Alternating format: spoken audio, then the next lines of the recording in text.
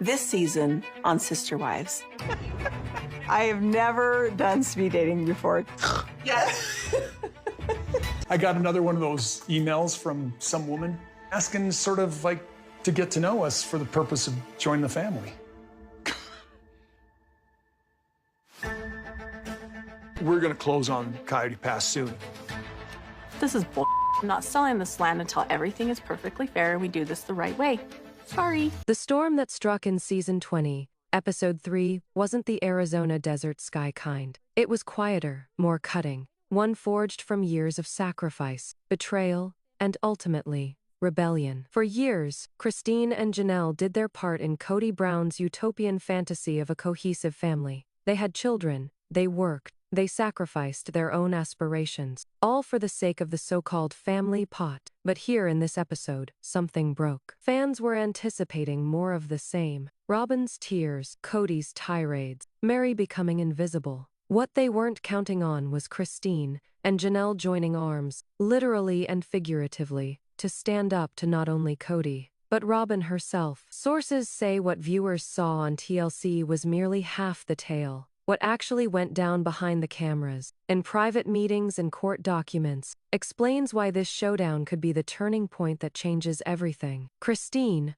who once had walked away, returned, not for Kody, but for justice. Janelle, fed up with financing someone else's dreams, finally spoke, and Robyn, for the first time, she appeared cornered. The show began with familiar tension. Janelle in her Flagstaff rental, Christine flying in to check on her. But what TLC failed to mention is what sources refer to as the pack. The two women had been secretly scheming, piecing together decades of financial records, testimonies, and accounts of how the family funds were transferred, their strategy to confront Robyn and Kody collectively, in solidarity. And when Christine spoke the words, "We're not afraid of you anymore," the room changed. This wasn't Sister Wives business as usual. This was the beginning of a revolution. But here is the actual question. What secret proof do Christine and Janelle possess? And why is Robyn so scared that the world might finally learn it? The tension in that living room could have sliced glass. Christine leaned forward, hands clasped together, her voice steady but unyielding. Janelle sat next to her, arms crossed, no longer the peacekeeper, but a woman who'd finally found her breaking point. And before them, Robyn fidgeted uncomfortably, glancing toward Kody, who for once didn't jump to her defense. Two insiders, this was the week the years of subtly suppressed fissures finally began to crack open. Christine and Janelle had been poring over records, bank transfers, deeds to land, tax returns, for months, and the trend was clear. It all ran one way, into Kody and Robyn's pockets. Christine began, exclaiming what the fans have been yelling for decades. "We all did it. We all created this family. But Robyn, why is it only you and Kody are safe when the rest of us are fighting for it?" Janelle, who was usually of average size, did not spare words either. "I paid for Coyote Pass. My money, my labor, my tears. It all went into that property, and when I wanted to develop, they told me there wasn't any money. But Robyn's mortgage, of course, was always paid." "Why is that?" Robyn attempted to cry like she has always done, eyes welling up, voice shaking. But this time Christine broke through it. "Number, stop. You've milked these tears long enough. We have receipts, we have records, and we're not afraid to produce them." Viewers who were watching the show only caught a highly edited conversation,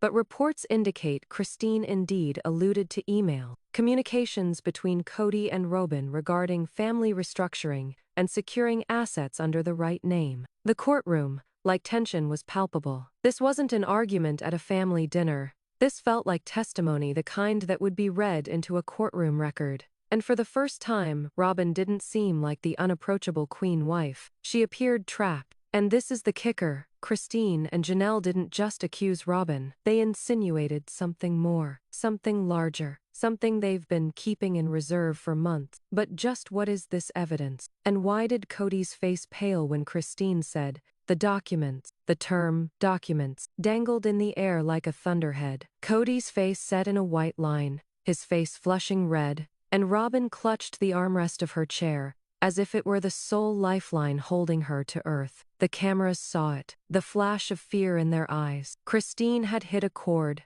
and Janelle was prepared to turn it. Of course, we heard about the transfers, Janelle asserted. We heard about the trust account, and we heard about the shell company. Do you think we would not learn? Robyn attempted to interrupt. That is not true. You don't understand. But Christine held up a hand, stopping her. We understand perfectly. For 30 years, we've contributed to this family pot. We sacrificed homes, careers, security, because we believed in the dream. And what did we get? Lies, manipulation, and a paper trail that goes straight to you two. Sources in production indicate that by this time, the team was shocked. The wives weren't exchanging emotional punches. They were constructing an argument. It was calculated, like prosecutors, presenting evidence. They didn't scream. They didn't flinch. They put it down, brick by brick, challenging Robyn to lie. And this is where things got explosive. Christine produced a crumpled-up piece of paper, something she had stashed in her notebook. Insiders say it was a copy of a deed. Not only a deed, but a deed that represented a transfer of Coyote Pass land, filed under an LLC belonging to only Kody and Robyn. The instant she set it on the table, Robyn was frozen in her tracks. Kody stammered, "That is not, you can't, that is not the whole picture." But Janelle shut him down abruptly. It is enough of the picture. Betrayal was no longer abstract. It was real. It was black and white on paper. And Christine and Janelle weren't on defense anymore. They were fighting back. The camera focused on Robyn, who whispered softly. They weren't supposed to see that. But Christine overheard it. And that whisper altered everything. Because in that one moment, Robyn accidentally confessed the truth. That whisper, they weren't supposed to see that, was like blood in the water. Christine's eyes went wide, and Janelle leaned forward, her voice cutting like a knife. "Repeat that, Robyn," Janelle insisted. The room fell silent, even the crew gasping for breath. Robyn's lip quivered, but Kody cut in, his voice defensive and booming. "She didn't mean anything by that. You are twisting her words like you always do. You are trying to ruin this family for your own ego." But the harm was done. Christine slowly grasped the deed and waved it in the air. "This is evidence, Kody. Evidence that the family pot, the thing you promised was holy, was raided behind our backs. Evidence that Robyn wasn't an innocent bystander. She was complicit. She confessed right here." Behind the cameras, there were whispers among crew members. One of them later said that producers hadn't anticipated the wives arriving with receipts. They believed that would be another fiery emotional confrontation. But Christine and Janelle were peeling back layers like professional detectives. Robyn's facade started to crumble. Her condescending defiance dissipated into sobs, but not the sympathetic sort. These were desperate, trapped tears. She glanced over at Kody in search of rescue, but even he couldn't talk his way out of this one. And then Christine dropped the line that left audiences, and allegedly even the network suits, gobsmacked. "You've called us bitter for years. You've called us disloyal. But the reality is we were the backbone. Without Meri's sacrifices, without my paycheck, without Janelle's labor, none of this would be here. And yet here we are, witnessing everything channeled into Robyn's kingdom, and the rest of us being reminded to be thankful." The phrase, Robyn's kingdom, resonated like a clap of thunder. Fans on social media, who soon after witnessed the leaked clip, started using it as a hashtag, #Robyn's Kingdom, making it an overnight viral trend. Robyn cried harder, repeating again and again, "That is not true. That is not true." But Christine refused to let up. Her voice firm, relentless. "The court will determine what is true. And Robyn, you just provided them with exactly what they require." The gavel hadn't dropped yet, but already the verdict was being rendered in the court of public opinion. And just when Christine and Janelle had seemingly scored at last, a whisper struck the courtroom. A name slipped silently into the record that everyone least expected. A name linked to secret accounts, to fresh deeds on property,